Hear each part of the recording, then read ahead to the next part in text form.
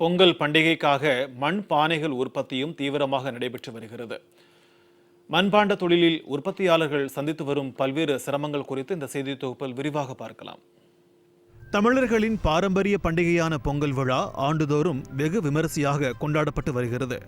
தை திருநாளில் அறுவடை செய்த புதிய நெல், தித்திக்கும் கரும்பு, மஞ்சள், பழங்களுடன் மண் பானையில் வைத்த இனிப்பு பொங்கலை படையலாக வைத்து சூரிய பகவானை வழிபட்டு தமிழர் திருநாளான பொங்கல் பண்டிகை உற்சாகமாக கொண்டாடப்படுகிறது. நடப்பாண்டில் பொங்கல் பண்டிகைக்கு இன்னும் சில நாட்களே உள்ள நிலையில் பொங்கல் பானை, கரும்பு மற்றும் மஞ்சள் அறுவடை உள்ளிட்ட பணிகளில் உற்பத்தியாளர்கள் மற்றும் விவசாயிகள் ஆயத்தமாகி வருகின்றனர். முக்கியமாக பொங்கல் பானை உற்பத்தி தமிழகத்தின் பல்வேறு பகுதிகளில் தீவிரமாக நடந்து வருகிறது. மயிலாடுதுறை மாவட்டம் சீர்காழி, கொள்ளிடம் சுற்றுவட்டார பகுதிகளில் பொங்கல் பானை உற்பத்தி தீவிரமாக நடைபெற்று வருகிறது. சீர்காழி, வேட்டங்குடி, ஆச்சால்புரம், எடமணல், திருக்கருக்காவூர், பழையபாளையம், கொப்பியம், அளக்குடி உள்ளிட்ட பகுதிகளில் களிமண்ணால் மண்பானை மற்றும் பொங்கல் வைப்பதற்கான விறகு அடுப்புகள், மண் சட்டி தயாரிக்கும் பணி நடைபெற்று வருகிறது.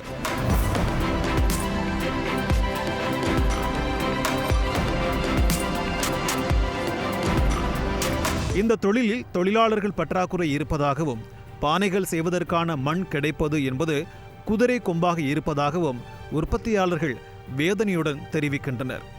இந்த தொழிலை காப்பாற்றுவதற்கும் இளம் தலைமுறையினருக்கு மண் பானைகளை செய்வதற்கும் தமிழக அரசு உரிய பயிற்சி அளிக்க வேண்டும் என்று வலியுறுத்தியுள்ளனர். இப்போ பார்த்தீங்கன்னா இந்த தொழில் இருக்க ரொம்ப வலுவிழந்து போயிட்டு இருக்கு. அதாவது தொழிலே யாரும் பண்றதில்ல.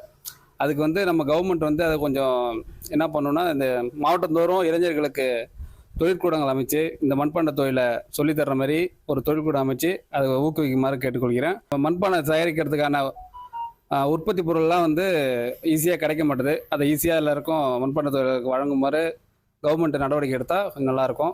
தஞ்சாவூர் மாவட்டம் திருவிடைமருதூரில் 400க்கும் மேற்பட்ட குடும்பங்கள் பாரம்பரிய மண்பாண்ட தொழிலை செய்து வருகின்றனர்.